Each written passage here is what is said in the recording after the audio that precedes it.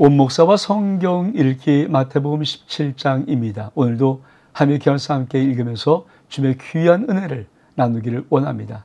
마태복음 17장 함께 읽겠습니다.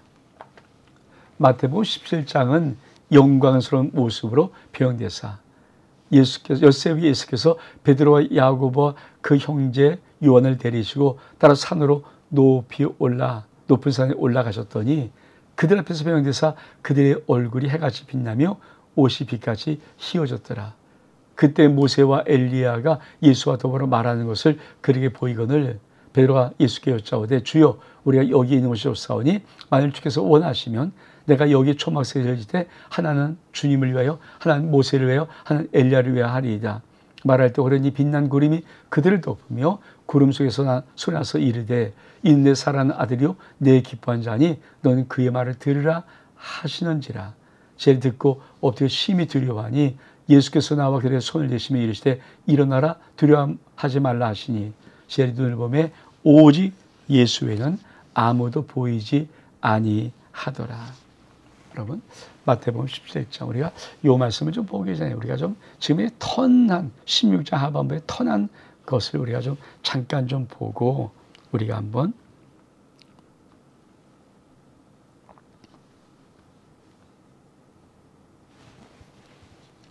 요거를 좀 봐야 됩니다. 자, 마태복음 1장부터 16장 13절 전까지가 그렇죠. 무리를 가르친 얘기예요.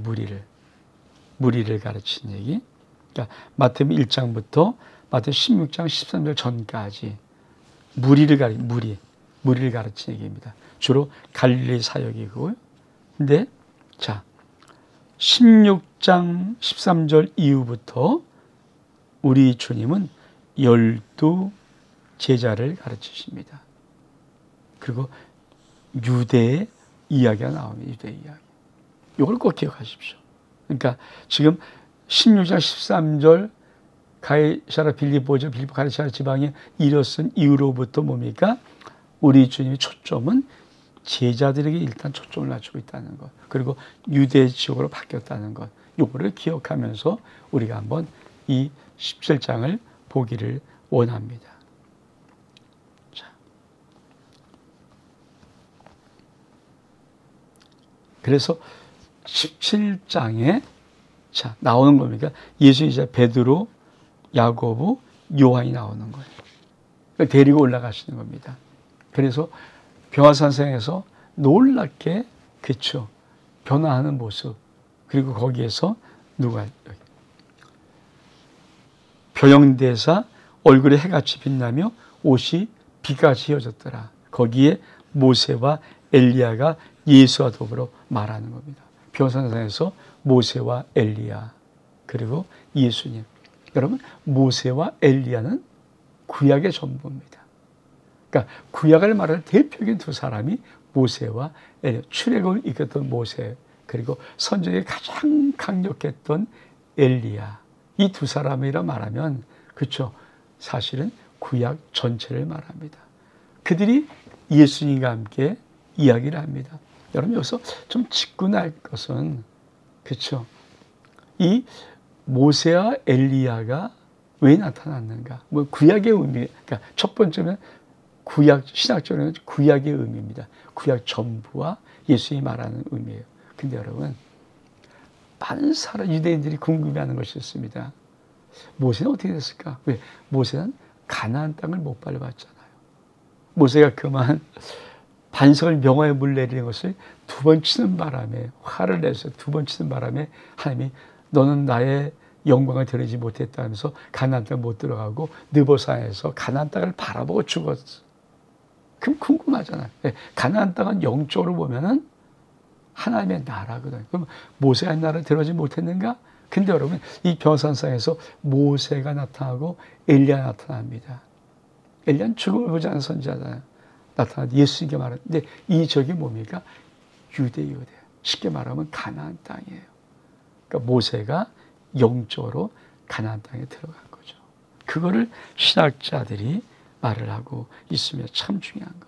근데 이 병화산상에서 그렇죠. 베드로가 깜짝 놀란 모습을 보고 야 여기가 좋사오니 여기 있는 것이 좋사오니 초막셋을 짓습니다. 하나는 주를 위해서, 모세를 위해서, 엘리야를 위해서. 그랬더니 갑자기 하늘에서 놀랍게 소리가 들립니다. 이는 내 사랑하는 아들이요 내 기뻐하는 자라 너는 그의 말을 들으라. 그렇죠? 여러분, 우리가 아무리 모세가 위대한 위인일지라도, 아무리 엘리야가 대단한 선지자일지라도 예수님과 같이 놓으면 안 돼요. 예수님과 같이 놓으면 안 됩니다. 그리고 어떻게 해야 됩니까? 오직 예수 외에 아무도 보이지 않아야 됩니다. 이게 신앙입니다. 여러분, 인간은 인간일 뿐이에요. 그러니까 인간을 높이면 안 돼요. 특히 신앙 속에서 인간을 높이는 건 안 됩니다. 근데 여러분, 요새 참 인간들이 예수보다 높은 분들이 꽤나 있어요. 이단을 말하는 게 아니고요. 전통교회에서도 예수보다 자기가 높은 자가 의외로 많아요. 여러분, 절대 안 될 일입니다. 정말 안 될 일입니다. 모세보다 그 사람이 높겠습니까? 엘리야보다 뛰어나겠습니까?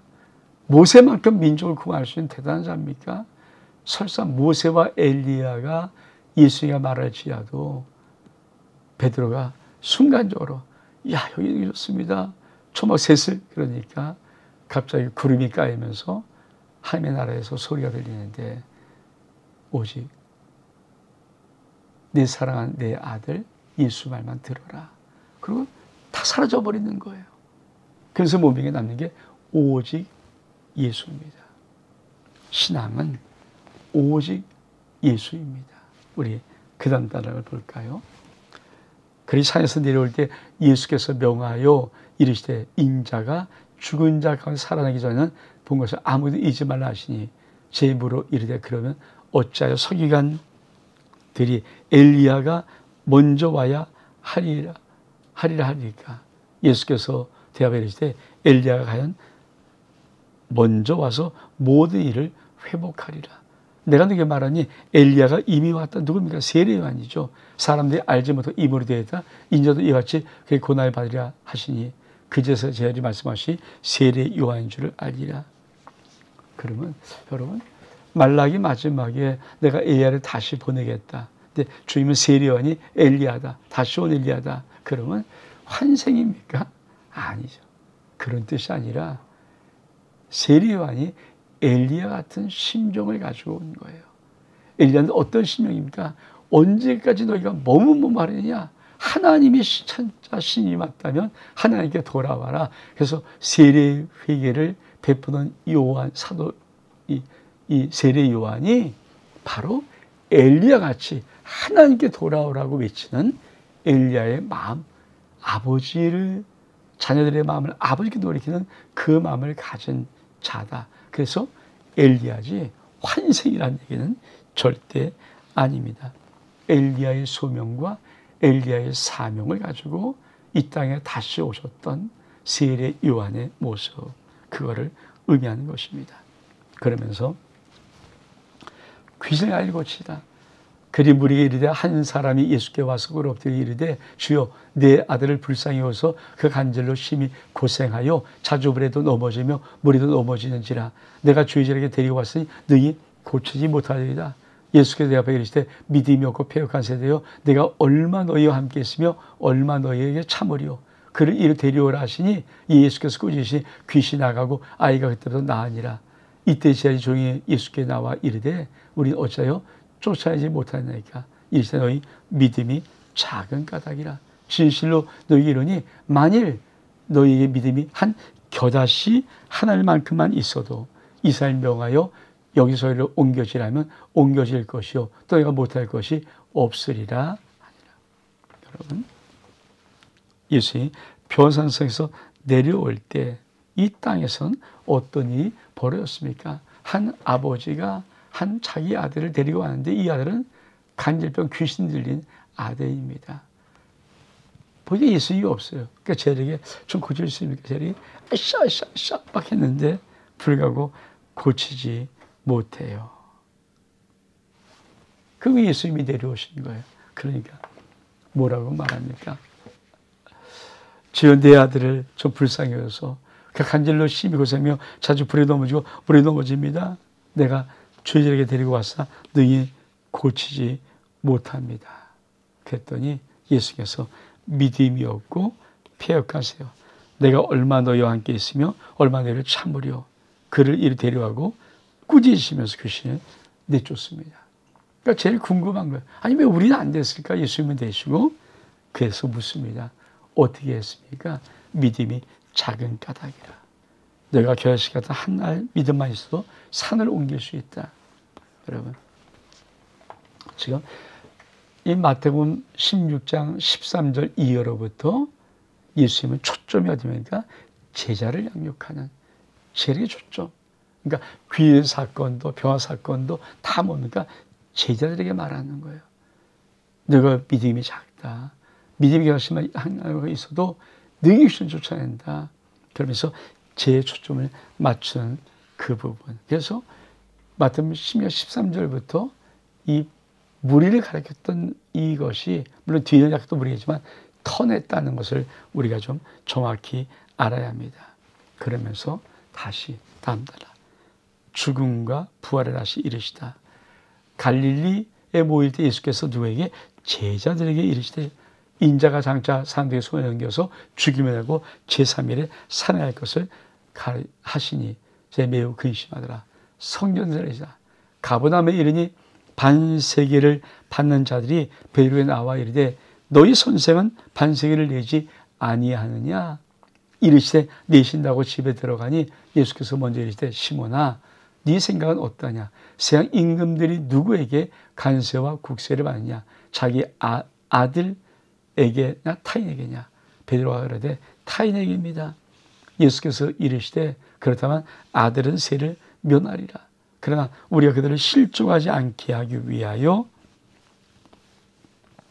네가 바다에 가서 갈릴리 호수입니다. 낚시를 던져 먼저 오르는 고기의 입을 열면 돈 한 세계를 얻을 것이 가져다가 나와 너를 위해서 주리라 하시니라.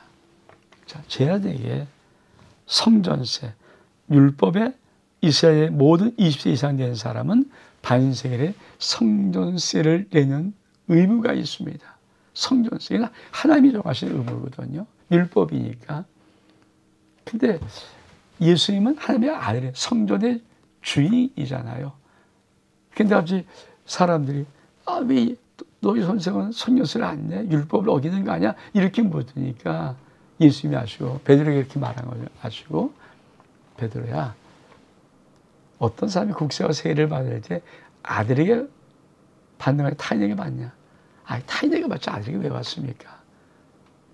그러니까 예수님 그래 그러면 아들은 세를 면할 거야. 근데 시험 왜? 성전세를 안 내면 그들이 율법을 어긴 자라고 예수를 바라보면서 예수에게 시험 될까 봐 저 사람이 이렇게 선을 하는 게 좋은 거지 봤더니 율법을 어겨? 하는 사람이 아니야. 이렇게 시험 될까 봐 내가 성전세를 내는데 어떻게 됩니까? 네가 지금 호숫가 갈릴리 바닷가에서 네가 낚시를 던져. 그럼 가장 먼저 오르는 고기 입을 싹 열어보면 거기에 한 세겔이 있어. 그걸 가지고 너와 나를 내라. 여러분 참 우리 하나님 전지전능하시죠. 아니 지금 배는 낚시할 때 그 갈릴리 바닷속에 호수 속에 얼마나 고기가 많겠어요. 어떤 고기가 성전 한 세겔을 물고 있는 고기가 어디 있겠습니까? 근데 한 마리 있다는 거예요. 근데 낚시를 던지면 그걸 탁 물고 올라온다는 겁니다. 이게 하나님의 위대하심이에요. 여러분, 하나님이 이렇게 정확하게 우리 인생을 축복하시고 이렇게 정확하게 우리 역사합니다.